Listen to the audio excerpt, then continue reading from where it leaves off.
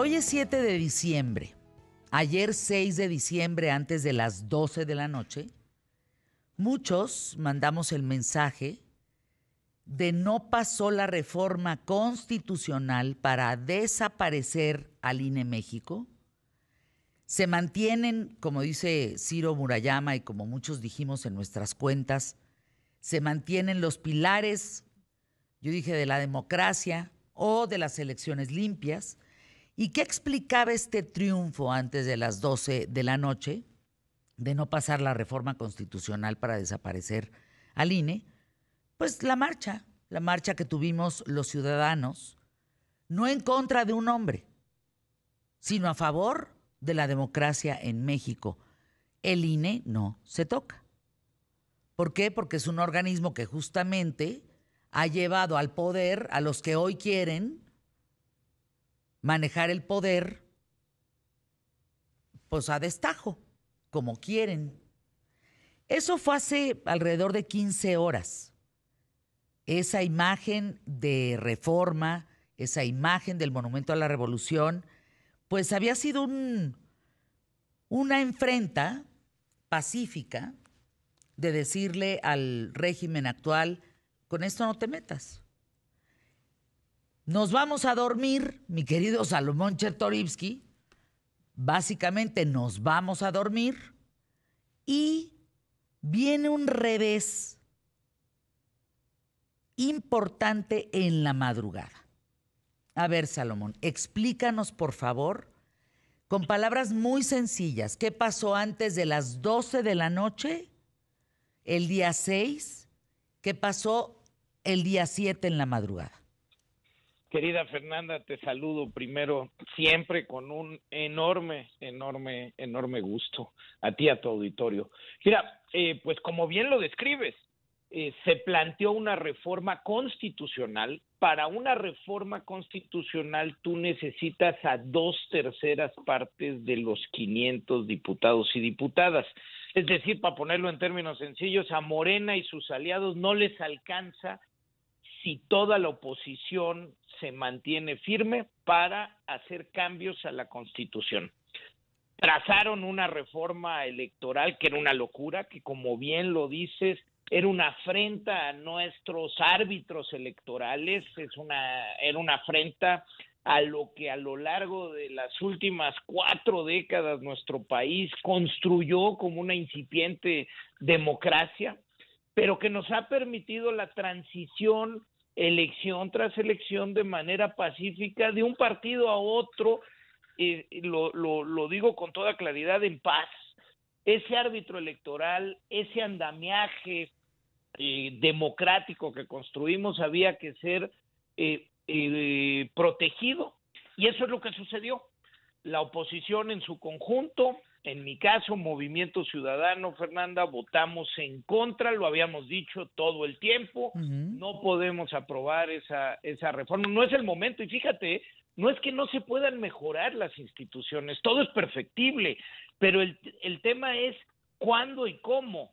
Antes de una elección presidencial es una malísima idea. Que lo proponga el gobierno que está actualmente en el poder, que llegó con estas reglas, es una malísima idea.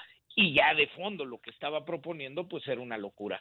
Era regresar a los tiempos en donde el presidente pues tenía el poder sobre quien califica la elección y quien resulta al final el árbitro, se vuelve juez y parte. Pero bueno, en efecto se votó en contra, pero como nos lo habían anunciado, pues vamos con un plan B.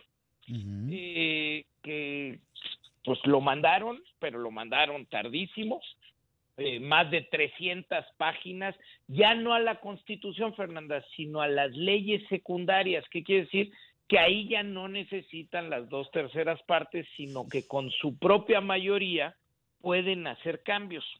Afortunadamente en nuestro país, muchos de los pilares de la democracia están en la Constitución y no los pueden mover, pero mandaron una reforma a las leyes secundarias que sí trastoca al árbitro electoral. Ahora bien, para no meterme al fondo de los temas que golpean, lo que te quiero decir es, imagínate que a los diputados, a las diputadas nos mandan 300 páginas a las 10:15 de la noche, que 45 minutos, una hora después, suben otra propuesta que ni nos dan a conocer y piden al Congreso que expedite la votación, que evite los trámites, que no vaya a comisiones, que no haya parlamento abierto, que no haya discusión, sin haber leído una reforma de ese calado, se pide ir a votarla. Pues es una locura y es realmente una indignación a quienes fuimos votados. Tenemos una responsabilidad a la división de poderes, Fernanda, y pues como era de esperarse, ellos votan.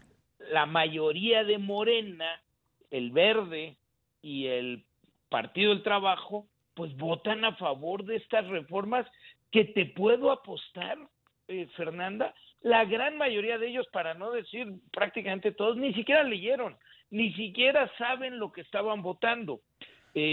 Ahora, tiene que ir al Senado de la República.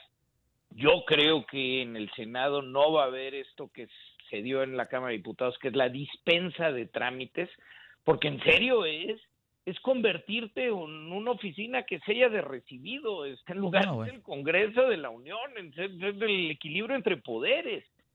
Y si llegara a pasar en el Senado, que insisto, yo creo que va a ser más difícil que suceda, pero puede pasar.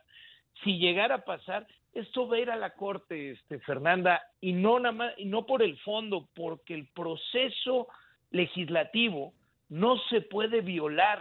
Tiene que haber realmente un cuidado a lo que nos marca la legislación para poder dar trámite a una ley nueva. Y parte fundamental es la discusión de la misma. No puede aprobarse sin discusión, sin diálogo, sin debate, sin pasar por los trámites correctos. Entonces yo creo que esto terminará en la Corte, Fernanda, muy probablemente, y seguramente nos darán la razón de que esto viola de manera grave el proceso legislativo.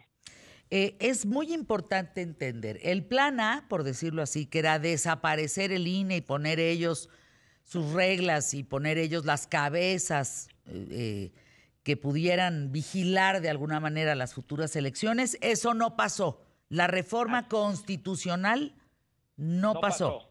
No pasó, Fernando. Bien. En efecto, se pretendía que los consejeros y los magistrados electorales fueran electos de manera popular. Imagínate que salieran a hacer campaña y que los jugadores apoyaran a qué árbitro quieren y que lo apoyaran en hacer campaña. Era una locura. Desaparecían los cuerpos profesionales del INE, se quedaban con el padrón electoral. No, realmente era muy, muy, muy grave. Era no solo un retroceso, era un camino directo a la autocracia. Ahora, lo que ahora votan, y pues quiero insistirte con humildad, porque son primeras lecturas de 300 páginas que apenas tuvimos, ¿no?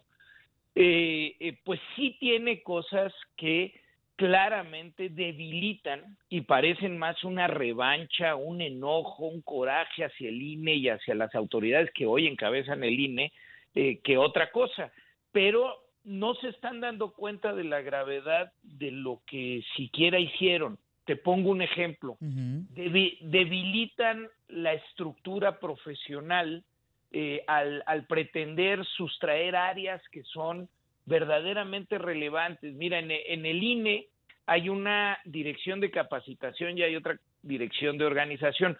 Yo sé que estas cosas ya las damos por hecho, pero tú imagínate que hay 900 módulos en todo nuestro país para en votar. Donde entregan, no, para votar se instalan en cada elección 160,000 casillas.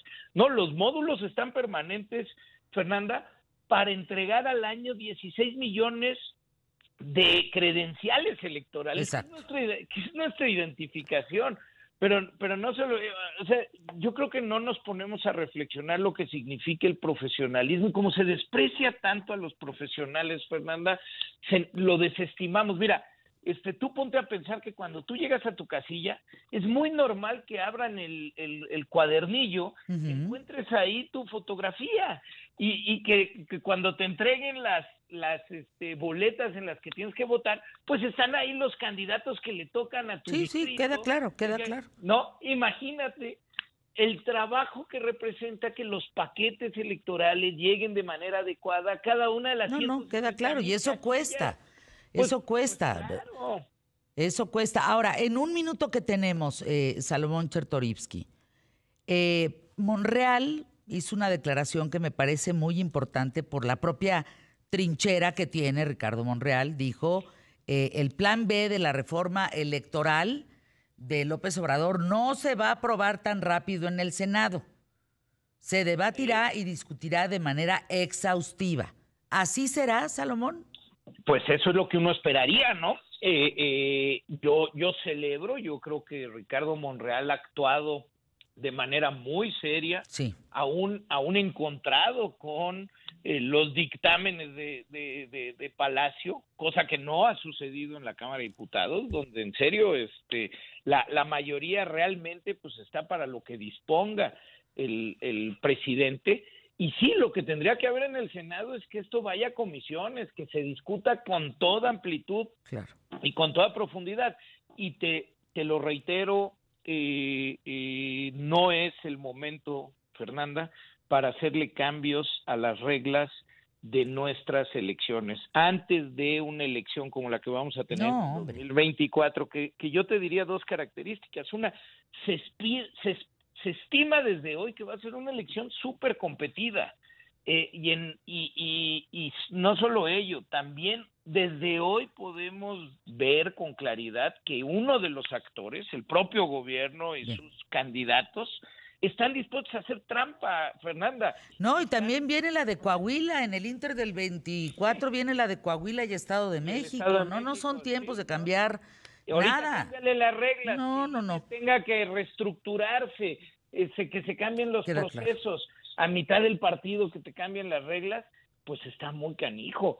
No, si quieren discutir una reforma electoral seria, hacia dónde podemos mejorar. Con tiempo, no en lo oscurito, con tiempo. Pasada la elección del 24, claro, sentémonos a discutir con toda la calma del mundo, pero no es el momento, no son las formas. Y pues yo creo que es defender al INE, Fernández, defender realmente a México. Gracias, Salomón Chertorivsky, gracias por estar con nosotros, @Chertorivsky, gracias por acompañarnos. El plan A no pasó. El plan B es esto que pasaron en lo oscurito, pero que todavía hay una puerta en donde eso se puede caer.